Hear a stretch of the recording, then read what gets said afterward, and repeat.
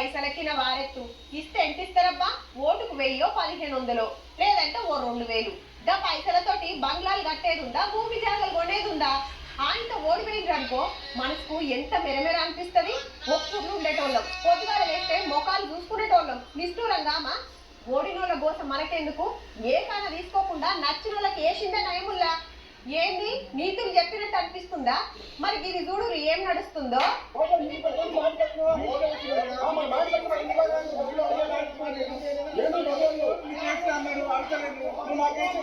మంచిగా చూడండి, పెళ్మిటి చేతుల దేవుళ్ళ ఫోటో, భార్య చేతుల పురుగుల డబ్బా. ఎలక్షన్ ముందుకు ఎట్లయితే ఇల్లు తిరిగి పైసలు వంచిరో, ఓడిపోయినాక మళ్ళా గట్లనే పైసలు వాపస్ అడుగుతున్నారు.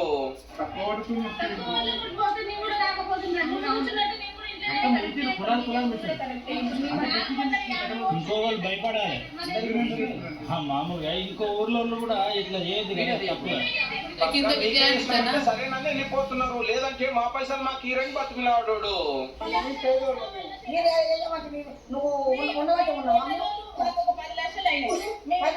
నేను మాకొక్కరికైతే 10 లక్షలు.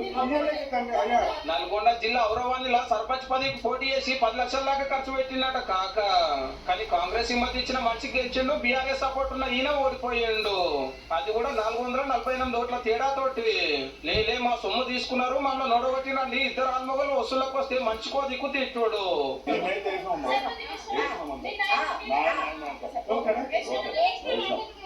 మీ ఇంటికి వచ్చి అడిగినామా? మీరే వచ్చి అడిగినరు, ఇచ్చిన ఖర్చు అని లొల్లి కూడా అయ్యింది.